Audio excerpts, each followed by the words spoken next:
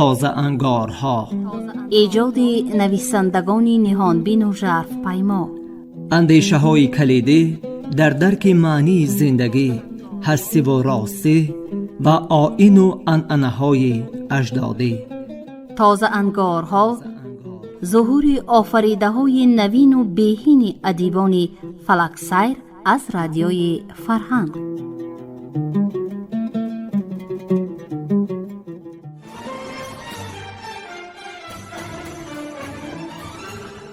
سلام شنوندگان گرامی. حالا خوانش بدیعی را از روی قسم دوم رمانی تاریخی سروی سنگ اتمی خوجه در قرائت مؤلف بشنوید.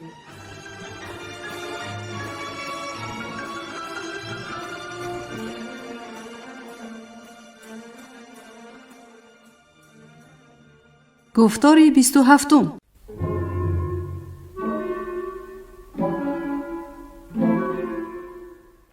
وقتی که جهاندارشاه حاکمیت یافت، بیشتر مطمئن گردید که بر ضد شیعیان شوراندن رعایای سنی سیاست عملداران قطغن و ازبک است. آنها به این واسطه در بین تاجیکان نزاع انداخته نمیگذارند که برای به دست آوردن حکومت متحد شوند، حتی در این خصوص به دلشان اندیشه راه بدهند.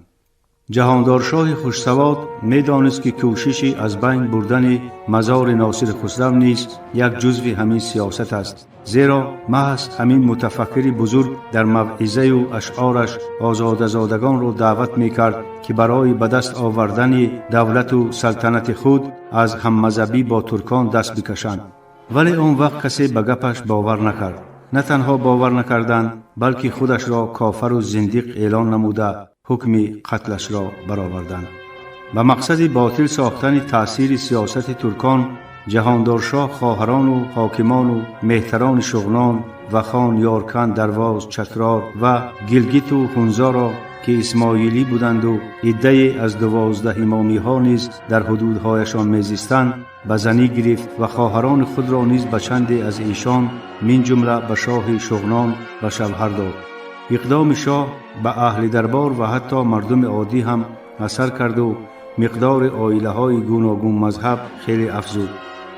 همین سیاست دوراندیشانه بعداً زمینه فراهم آورد که جهاندارشاه در مبارزه برای آزاد نمودن حدود بدخشان و قندوز از سلطه ترکان پیروزی به دست آورد.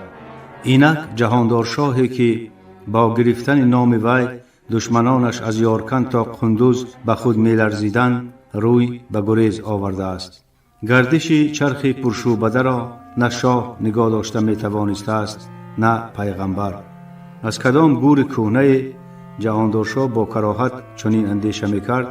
به نام افغان قوم وحشی به سر خراسان ریخت و خاکش را بیخت. با ترکان سرکوب شده اتفاق بستند و زده و کشته حتی فیض‌آباد را از دستش گرفتند، تا جهاندارشاه به درک حادثه رسید که دشمن راغ و پنجشیر را هم استیلا کرد و به فیض‌آباد تاخت آورد. اصلا همش عیب خودم. با ندامت جگرسوز پیش خود اقرار میکرد شاه. دولت را گرفتم و کار را تمام شده شماریدم. فارغ بال گشتم. به مستحکم کردن ریشه های خود جدی مشغول نشدم. آوازه غالبیت پی در پی افغانها را واهمه و مبالغه خلق گمان کردم. هیچ گمان نداشتم که بعد سالهای دراز جنگ بیبرار با کافرستان هوای غصب بدخشان را در سر می پروریده باشند. چند سال با کافرستان پنجه زدند؟ قریب 20 سال. اما بغیر از فوج هلاک و بیدرک شدن جنگاوران خود چیزی به دست آورده نتوانستند. فکر میکردم بدخشان از کافرستان مستحکمتر و پایدارتر است، اما عقلم نرسید که در کافرستان نه ترک است و نه مغول. تفو. ولی شاهی که به خردمندی و روشنبینیش هزاران هزار رعیت اعتماد دارد، این گپ را به کی گفته میتواند؟ اگر به زبان اقرار کند، اخلاص صادقترین همسنگرانش هم از وی میگردد و آخرین امید دیگر باره به دست آوردن سلطنت هم از دست می رود. امان ملک بسیار می خواست که جهاندارشاه به شاهان شمال و شرق قلمرو خود نامه نوشته لشکر بخواهد و برابر آب شدن برف به فیض‌آباد تاخت آرد، ولی شاهنشاه این تدبیر را قبول نکرد. ما باید برای به دست آوردن پیروزی علنی به دولت روس مراجعت نماییم. کار کنیم که یا روس‌ها یا امیر بخارا با افغانیه و قطغنیه روبرو شوند و نگاه‌های پرسوال و حیرت آمیزی درباریانش را دیده سبب تصمیمش را با چنین جمله‌ای برای آنها نه آنقدر روشن شرح داد: توپ را فقط توپ زده می‌تواند، کماغولک اینجا کار ندهد. کاروان از رود پنج که آبش از اشکم اسپان بالاتر نمی رسید سریعاً گذشت و برای تفریح و شبگذرانی جانب دهه اشکاشیم تاب خورد. این هنگام از جانب ده یک گروه مردان به استقبالشان برآمده در فاصله 50 قدم ایستادند. در جایتان ایستید، داد زدند چند نفر تفنگ به هوا برداشته. شما کیستید؟ دوست یا دشمن؟ پهلوان میرصالح سپه سالار جهاندارشاه پاسخ داد: بی‌ضابطه نشوید، شاه بدخشان جهاندارشاه به درگاه شما آمده است. با شنیدن نام جهاندارشاه میل تفنگ‌ها خمیدند و دو مرد از انبوه جدا شده به پیشواز کاروانیان تاختند. دیگرها جانب دهه دویدند. اینها برای چی گریختند؟ حیران شد میرصالح. وخی‌ها نمی گریزند پهلوان، درون دهه چیب میگیرند. اگر مبادا گپتان دروغ باشد و دشمن برآید، یگان تحتان را زنده نمی مانند. حاضر باش وخی‌ها به شاه سخت پسند آمد. بارک الله، صد بارک الله، خیک‌های دلاور. تصنع خواند جهاندارشاه: کار درستی میکنید. به هر کس و ناکس باور کردن کار عاقلان نباشد. شاه چالاکانه از اسب خود را بر روی برف قفس پرتافت و به هر دو مرد دست داده سلام کرد. دیگران هم به او پیروی نمودند. وخی‌ها لباس فاخر و کلاه گوهر نشان شاه را دیده عذر خواستند. هزاران بخشش شاه عالم که سر راحت را گرفتیم. اگر شاه فتحعلی شاه به ما احوال میکرد، شمایان را دیگر خیلی پیشواز میگرفتیم. برعکس با این کارتان مرا خیلی خرسند کردید، گفت شاه. فتحعلی شاه از سفر ما درک ندارد. جایگزین که شدیم به سرش آدم فرستید، اما حالا ما را راست به خانه آقسخال برید. منم آقسخال، مرد بزبله که در پهلویش شمشیر کلان هندی آویزان بود، پیش برآمد و نقطه اسب شاه را گرفت. چه نام داری؟ پرسید جهاندارشاه. شاهنتر.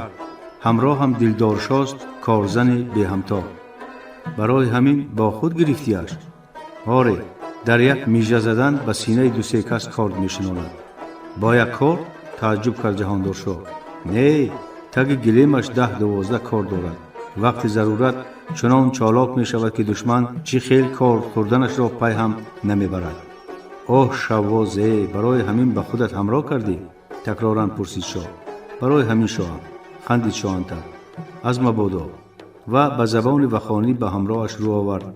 نیور چیر خلقیر خنو که دید دفی ربابین شاهین پیشواز درزن. دلدارشاه خوب گفت و شمال بر این جانب دیه شتافت. شاه ممنونانه تبسم کرد و قدم برداشت و کاروان از پس او به راه درآمد. برابر در آمدن به ده صدای دفنوازی زنان و بیتخوانی مردان به فلک پیچید و برزگاوی را در پای شاه سر زدند. آرامی زمستانه دهه خللدار گردید. مردم چه بزرگ و چه خرد با شنیدن خبر آمد شاه بدخشان همه به شاهراه ریخت و سبقت کنان و تماشای کاروان پرداخت.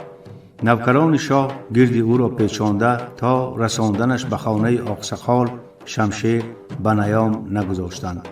4 ساعت پس دهه به سورخانه تبدیل یافت.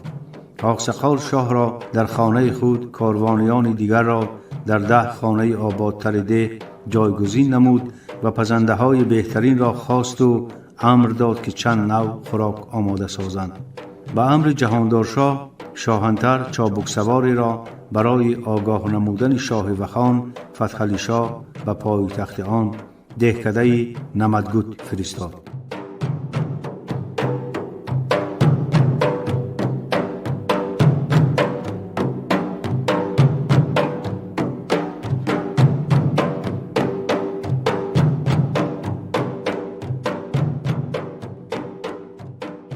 یک سال پیش وقتی که سلطان مراد به فیض‌آباد لشکر کشید، فتحعلی شاه با 500 نفر به مدد جهاندار شاه شتافت.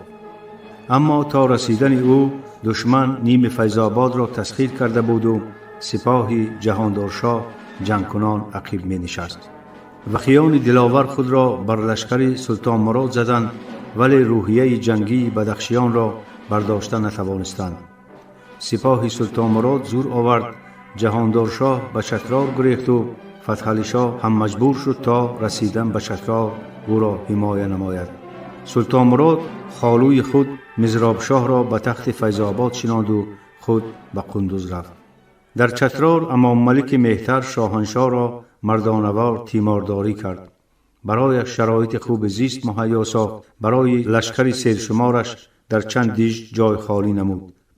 فتحعلی شاه به نشان وفاداری برادرش را به سرشته حاکمیت وخان گماشت و با 500 جنگاور خود در خدمت ولی نعمتش ایستاد. پس از 2 ماه بود و باش جهاندار شاه خبری به دست محمد عظیم خان افتادن حاکمیت را شنیده برای مدد خواستن از او به کابل رفت. فتحعلی شاه نیز در این سفر او را همراهی کرد. عظیم خان که تازه کابل را از دست برادرش شیرعلی خان کشیده سرگرم مستحکم کردن حاکمیت خود بود، حتی فرصتی نداشت که با جهاندار شاه ملاقات کند، چه رسد به گذاشتن لشکر در اختیارش. البته این زیرکی هم در میان بود که حاکمان افغان به تاجیکان باور نداشتند و عظیم خان هم از این سیاست خود را کنار گرفته نمیتوانست. اما جهاندار شاه شخصی نبود که دلسرد و ناامید گردد. به بلخ باختر که بعضی اسلام زده های سرسخت اکنون مزار شریفش می‌خواندند مراجعت کرد. سبب آن بود که این ولایت قلمرو بخارا بود و مردمش به هیچ وجه به حکومت افغان و کابل گردن فراوردن نمی‌خواست. امیر مظفرخان آن زمان تمام نیرویش را به خاموش کردن آشوب‌های مرکزگریزانه ولایت‌های بخارا که به پیشکاری استیلاگران دولت روس زود به وقوع می‌پیوستند صرف می‌کرد و در حمایه منطقه‌های خراسانی خود عاجز مانده برای جاری کردن نظام و ترتیب در این منطقه کار کرده نمی‌توانست. نجیب زادگان باختر و بلخ به خاطر پاک کردن خاک خراسان و بدخشان از افغانها برای جهاندار شاه سپاهی توانمند تهیه نمودند و او در مدت 1 ماه تا فیض‌آباد پیش رفت و مزراب شاه را به فرار مجبور ساخت. مزراب شاه با رای درواز به کولاب گریخت. جهاندار شاه از نو به حق از دست رفته‌اش صاحب گردید. 5 ماه پس خبری در کولاب فوتیدن مزراب شاه را شنیده 2 روز در فیض‌آباد توی داد و با همین فکر کرد که ریشه دشمنانش از بیخ و بون کنده شد. اندیشید که تا زنده است دیگر کسی یارای دست یازاندن به تاج و تخت او را ندارد. برای همین وقتی که آوازه‌ای به جانب بدخشان تاخت آوردن محمود شاه نام عموزاده مزراب شاه را شنید به 2 گوشش باور نکرد. اما محمود شاه نه شبح بلکه شخص واقعی برآمد. الچی با مهر و امضای وی نامه را با تهدید تسلیم شو وگرنه خاکت را در تربه ام جا میکنم به دست جهاندار شاه داد و گفت که اگر تا بیگاه خود را به محمود شاه نسپارد صبح بر وقت به شکست ناگزیر آماده گردد. اینک جهاندار شاه شکست خورده با زنان و فرزندان و صادقترین ندیمان و افسرانش برای 3 باره به جنگ آوردن باز دولت تدبیری تازه می جوید. حالا که زمستان است و راه عقبه زیباک کس ناگذر، بگذار محمود شاه فکر کند که جهاندار شاه تا آب شدن برف از چترال نمی جنبد. اما این جوان مغرور نمی داند که پیش راه جهاندار شاه را نه برف گرفته می تواند نه بوران. تا برف آب می شود که شاهنشاه اصلی بدخشان از قوقند لشکر گران آورده و تخم محمود شاه را از جهان پاک کرده. روزی دیگر طرف چاشت شاه وخان با اهل رکابش به خدمت شاهنشاه رسید. جهاندار شاه او را برادروار آغوش گرفت و در پهلویش شناند. خاک دنیا به سرم که شاهنشاه را در چنین حال می‌بینم. گفت فتحعلی شاه تمام وخان اشکاشیم فدای یک دهن امر توست. اگر خواسته باشی خود همین ساعت به فیض آباد هجوم می‌بریم. سخنان روح بلند کننده شاه وخان جهاندار شاه را قوت بخشیدند. وی بار دیگر مطمئن گشت که فتحعلی شاه حقیقتا هم مردی است که در بدترین وضعیت نیز شیردلی و اعتماد به خوشفرجامی قسمت را از دست نمی‌دهد. همت عالیت بار دیگر مرا سرافراز کرد. اندوار شاهنشاه با تبسم فراخ دست به کتف فتحعلی شاه گذاشت. اما اول طعام بخوریم که مغزهایمان روشن‌تر فکر بکنند. چیزی بفرمایید شاهم، گفت فتحعلی شاه و دست روی سینه گذاشت. بسم الله از توست. جهاندار شاه پنجه به طبق دراز کرد و لقمه برداشته به دهان برد که بنا خواست زن با 2 مهمیز از 2 پیچه خود را به نزدش رساند و دستش را در هوا داشت و فریاد کشید. شاه صدقه جد بزرگوارت این لقمه را به من ببخش. فتحعلی شاه پنجه بر موی زن زد و جانب خود کشید، ولی زن به دست جهاندار شاه 2 دسته چسبیده هیچ سر دادن نمیخواست. سرده امر کرد شاهنشاه به فتحعلی شاه این ولعمت چی دردی دارد؟ بله ای شاه عالم، دردی سختی دارم که به چنین راهزنی مجبورم کرده است. عرض کرد زن پس از آن که فتحعلی شاه مویش را سر داد. بگیر. جهاندار شاه لقمه را به دست زن گذاشت. اگر به دردت همین لقمه من دوا باشد بخشیدم. زن روی مال افتادهش را به سر کشید، در پایگاه 2 زانو زد و گریه آلود گفت شاه پسری نازنین دارم، در 4 سالگی مبتلای دردی گشت و 5 سال باز روی بستر خواب است. به تمام درها رفتیم شفا نیافت. یک ملای زبردستمان کتاب دید و گفت که فقط لقمه نخورده شاه به دردش دوا شده می تواند، آن هم در حالی که از دست شاه ربوده شود. برای چنین وستاخی از یک قطره خونم بگذر که علاج دیگری نداشتم. زن سر در کتفان کشید و منتظر امر نشست. سکوتی گران حکم فرما شد. همه چشم به دهان شاه دوختند. فتحعلی شاه در حال ناگوار مانده دوغ زد. تو شرم و حیا نداری زنک بی‌تمیز، یا سرت بالای کتفانت زیادتی است؟ اما جهاندار شاه فتحعلی شاه را آرام کرد. اندوالا بر این ضعیفه سخت میا که مادر از برای فرزند به هیلچه مار می درآید، چی رسد برای بودن لقمه از دهن انسان. بسیار کار درستی کردی خواهرم. اگر شفای پسرت در همین لقمه من باشد 1000 بار بر تنش درمان گردد. برخیز و برو و به همین زودی آن را به بچه‌ات بخوران. زن برخاست و الها بچگانت در دم پیری دستیارت گردن گویان دعای کرد و جانبی درش تافت. حاضران همگی آهی سبک کشیدند. صاحب خانه گناهکارانه عرض کرد شاهنشاه هم بر من ببخش که در غفلت ماندم، نباشد راهش نمیدادم. این ضعیفه همسایت بود؟ پرسید جهاندار شاه. نه، خدمتگارم است. زنی آرام و خوش آداب است، اما چه کنم که امروز به چنین ناروا دست زد.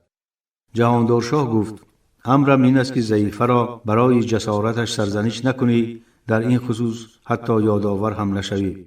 از گشت وی و بچه‌هایش را شخصا خبر میگیرم. آقسخور شاهنتر قامت بزرگش را تا میان خم زد و گفت قبول دارم حضرتا، بیمارش شفا یابد ما هم البته سرافراز میگردیم. خدا خواهد. نجوازت جهاندار شاه و با بصری زبان آوردن جمله نوبتی در آهنگ گپش ارنگ درد نهانی را زد. بدترین دشمن آدم فرزند اوست. در بین نشستگان این آهنگ را تنها فتحعلی شاه از همه روشن‌تر حس کرد، زیرا می‌دانست که شاهنشاه با پسرانش چه مناسبتی دارد. مناسبتش نه تنها با عیال و فرزندان بلکه تمام نوکران و غلامان و جاریگان بسیار تند و درشت بود. شاید با همین راه می‌خواست چشمشان بترسد تا از قرابتشان استفاده برده در فکر خیانت نافتند. در هر صورت همه چنین تخمین میزد، اما علت اصلیش را کسی نمیدانست. با اعیان و اکابر و اشخاص بیگانه برعکس نرم و ملایم می آمد. برای گناه اگر شخص نزدیکش را به دره زدن حکم می‌فرمود، بیگانه را برای همین گونه جرم با جریمه سبک مجازات می‌کرد و خلاص. چون این مناسبت ناعادلانه در طول سالها باعث دلخنکی اهل خانواده‌اش گردیده، بارها به خرخشه روی راست عاید شد، ولی جهاندار شاه با دادن جزای سخت این گونه عصیان‌ها را همان لحظه فرو می‌نشاند. یکی از چنین شخصان عصیانی که ظلم شاهنشاه را هیچ تحمل کردن نمی‌خواست، پسرش شیردلخان بود. شیردلخان را برای جهاندار شاه زن شغنانی او دختر شاه عبدالرحیم خان زاده بود. این بچه تیزهوش و جسور به قول از بلا هم نمی ترسید. جنگره و گردنشق گذرا بود. بارها پدرش او را به زندان انداخت، چوب زنان، از معاش محروم ساخت، اما شیردلخان باز همان شیردلخان پاری نمی ماند. به قول پدر اگر رگ شغنگی اش بجنبد، کوه زیباک را به کلوخک مزار نمی گرفت و دریای آمو را به جویک کشتزاره.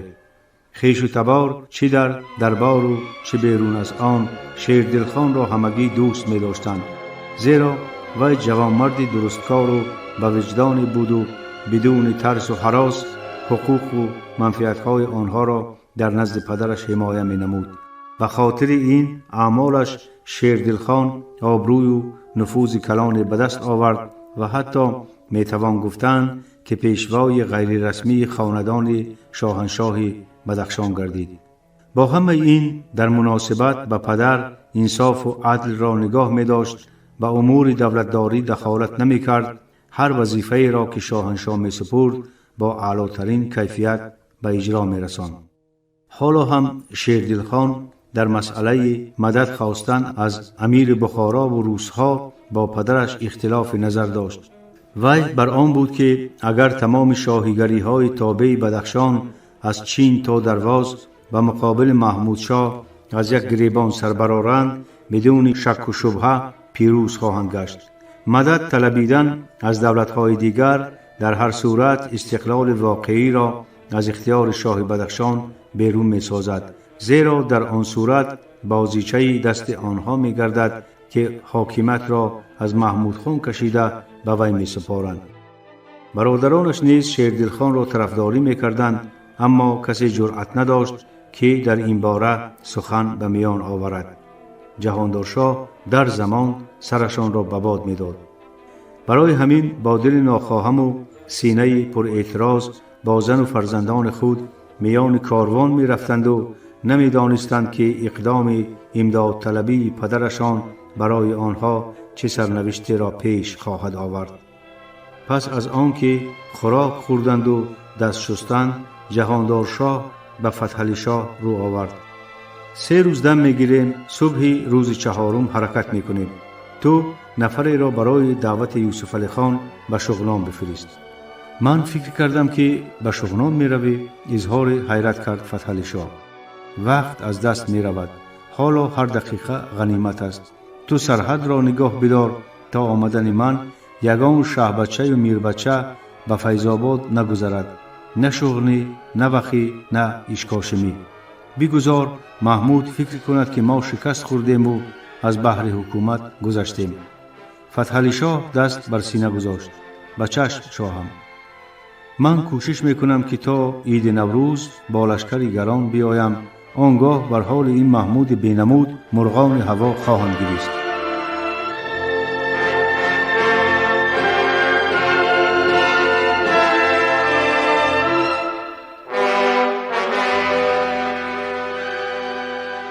مشورت در اشکاشیم. ملاقات جهاندار شاه با یوسف علی خان در دهه اشکاشیم بعد از چاش سر شد و صبح روز دیگر با گسیل شاهنشاه به طرف پامیر انجام یافت. یوسف علی خان از درباریان همگی 4 نفر، سیاه سر، اسلم خان، سرخعلی شاه، گلپاچا و میرزا عزیز را با خود به اشکاشیم برد و خلاص. میرزا عزیز در تمام لحظه های گفت و شنید شاهان بدخشان و شغنان اشتراک کرد و چون فهمید که شاهنشاه آوازدار بدخشان در فکر ترک کردن قلمروش افتاده است، احترامی که در دل به او می پرورید به نفرت تبدیل یافت. جوان پهلوان هیچ تصور کردن نمی توانست که شاه یک مملکت بزرگ دولت و رعیتش را به دشمن مانده خود به کدام کشور رفتنی و لشکر گدایی کردنی است. به چنین عمل تنها آدم بزدل دست می زند، فکر می کرد. شاه حقیقی باید تا آخرین نفس تاج و تخت و رعیتش را دفاع نماید، کشته شود هم قدم عقب نشیند.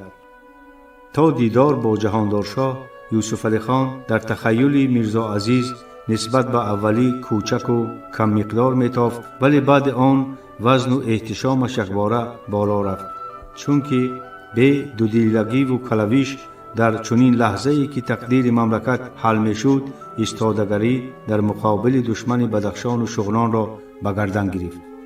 شاهنشاه به او چنین سپارش داد: یوسف، نیت کردم که تا نوروز از فرغانه لشکر گرفته بیایم، اما تناب تقدیر در دست من نیست، در دست خدای تعالی است. شاید اتفاقی پیش آید، شاید سفارتم در بخارا طول بکشد. خودت خوب میدانی لشکر رمه مال نیست که پیشم اندازند و دست به سینه گذارند که ببر. تا آمدن من به محمود شاه یگان علاقه نشان نمیدهی، سلامش را به علیک و پیغامش را به پاسخ میگذاری. بر فتح علی شاه زور آوردن محمود از احتمال دور نیست، ولی تو به هیچ وجه نباید مغلوب بگردی. به این سرمایه و سپاهی که داری از دستت می آید، شغنان نباید تسلیم شود. یوسف علی خان بر رسم حربیان قامتش را ترنگید و دست به نیام تیغ گذاشت و خطاب کرد: از خدا امید دارم. آن لحظه میرزا عزیز بسیار میخواست گپ دلش را تا آخرین حرف به سر جهاندار شاه بتکاند، بگوید که تو چرا خودت به سرمایه و سپاهت سر و بر نشده کله محمود را سر نیزه نمی برداری؟ یک حضور تو میان لشکر بس که نوکران روح بلند گردند و دشمن را به مثل نمد زیر پا بمالند. اما به این جسارت نه سن و سالش موافق می آمد، نه منصب و منزلتش. جوان نوزن کرده بود و همگی پایدوان شاه شغنان. ناچار اسیان درونش را با فرو بردن آب دهن پست کرد و لب زیرینش را میان دندانها گرفت. جهاندار شاه رفت و یوسف علی خان 2 روز دیگر به صحبت و ملاقات با کلانتران وخان و اشکاشی مشغول شد. نگرانی شاه از آن بود که مبادا سفر شاهنشاه بدخشان به بخارا بعضی اشخاص جدایی خواه را که در پی به دست آوردن حاکمیت در این وادی بودند شیره کند و آنها دست به اعتصاب زنند. وی پسرش اسلم خان را که رسما حاکم شاهدره بود اما در بحرپنجه به سر می برد، تأکید کرد که عیال و اشغالش را بردارد و براج قلعه بکوچد. اگر به نظر بگیریم که طرف بهار عبادالله خان به شاهدره کوچ می بندد، حساب کن که هواداران تاج و تخت علکی به جنب و جوش در آمدند. نصیحت آمیزانه گفت شاه به پسرش: اما تو نباید به این راه دهی. بار دیگر با سیاسر روی خط بیترمالی های منافق را از نو دیده هر یکشان را زیر نظارت بگیر. حالا که ما با محمود خان در چنگ چسب می آییم، نمدمان نباید کژدمی داشته باشد. حالا لک لک دوست کم، یک دشمن برای ما زیاد است. نه فقط در شاهدره، در همه جا. از خانه گپی ناروا برآمد، سرتقی اهل آن خانه را در شغنان نبینم. هر کارداری که گوشش را خواباند من دانم و اهل اولاد وی. در این خصوص سیاسر آگاه هم می کند. میرزا عزیز حکم هر یاغی را شخصا خودش به اجرا می رساند. از این گپ شاه پشت میرزا عزیز لرزید. گوشهایش صدا دادند، به درجه که فکر کرد آدمان همشفتش هم شنیدند. کف دستانش عرق کرد، طبعش خیره گشت. عجبا این مردک مرا به خر پستک خود تبدیل داده و من بیخبر. حتی نمی پرسد که چنین پستی از دستم می براید یا نه. تا رسیدم به بحرپنجه، میرزا عزیز درون خود را خورد. زمستان یخبندان عالم را با سردی چله‌اش سوز می‌داد، اما از فرط عذاب وجدان بدن میرزا عزیز از فرق سر تا نوک پا در عرق تر گشت. به سیاه سر خندیدم و اکنون روزش به سر خودم آمد. شرمندگی، گپ خوشدامنم راست برآمد. به اولادم اسناد می آرم. چی باید کرد؟ میرزا عزیز پیش شاه اسب رانده خیالاً راه خلاصی از این وضع مرکب را می جست. ملا خشال همان روز اول تأکید کرده بود که از شاه خود را دور بگیرم. گپ آخان را نگرفتم. گمان کردم که شاه مرا به خاطر بابای و پدر و عمکم احترام می کند و نیکی های از آنها دیده‌اش را به واسطه مهربانی به من جبران کردن می خواهد. برابر رسیدن به خانه گپ را به پیاندرم می رسانم. شاید یگان مصلحت داده تواند. جوان پهلوان دو چشمی از علم و ندامت غمالودش را از مسیر حرکت پیراهی باریک پربرفی لب رود کماب نقرتاب نکنده به یاد قصه دیوان شاه مهمانکوب درباره پدرش محمد نسیم دو آتشه افتاد. آن روز که دیوان شاه آوازدار از او شکست خورد و وقتی دانست که از تخمه کیست، میرزا عزیز و همراهانش را مهمان گرفت و درباره کارنامه پدرش نقلی کرد که نه از بابایش شنیده بود و نه از کسی دیگر. انجام گفتار 27.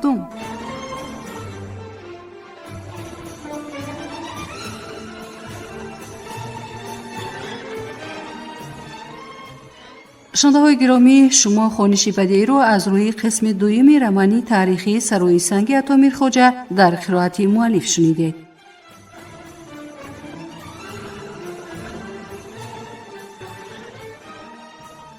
برنامه را برایتان کارگردان زبدالله جان محمد آماده و پخش کردند. سلامت باشید.